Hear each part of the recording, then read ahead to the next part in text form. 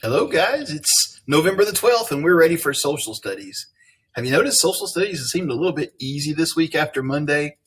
Well, it's because I was looking at where we were compared to where we were supposed to be, and I have pushed you guys really hard.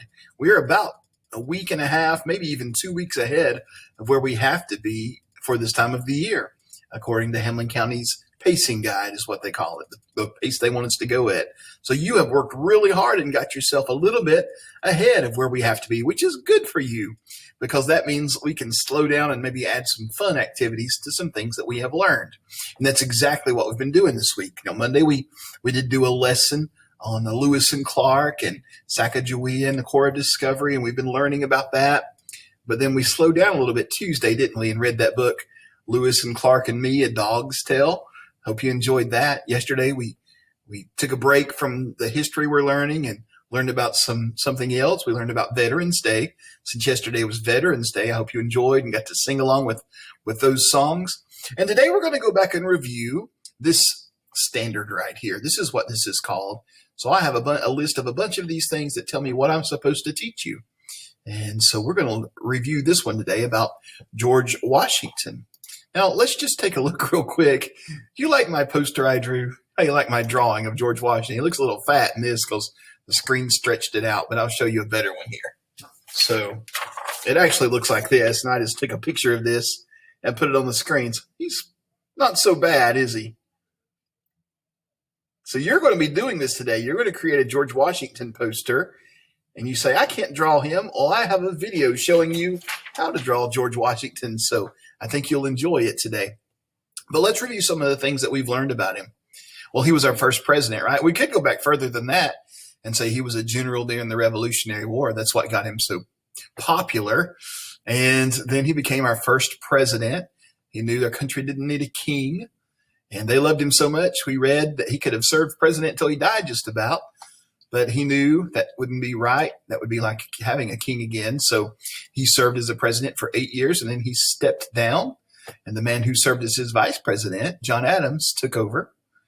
What else have we learned? Well, when he was president, those political parties started that we talked about, the Federalist and the Anti-Federalist.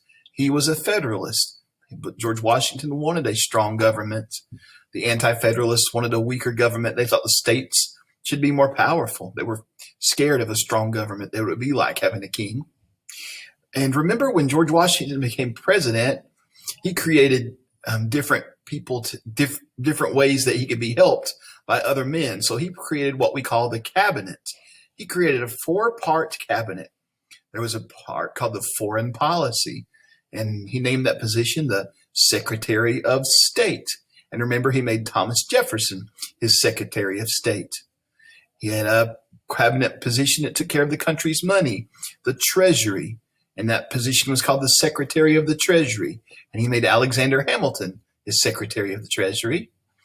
He had one called a part of the cabinet called the Military, the Secretary of War, and that was Henry Knox.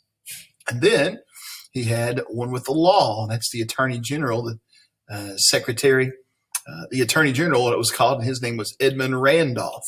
And so he took care of the laws of our country. So he created that 4-part cabinet.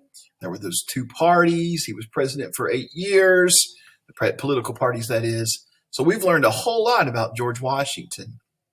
And so today we're going to review it just in a very fun way. You're going to create a George Washington poster. I would love for you to either take a picture and email it to me or show it to me in our Google Meet when you get it done, either today or tomorrow. And remember, I'm going to show you a video on how to draw old George.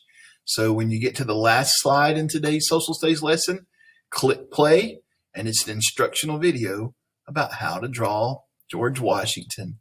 I think you'll enjoy it. It's a professional artist that teaches us how to draw him. I didn't do so bad, did I? It's pretty close. Maybe.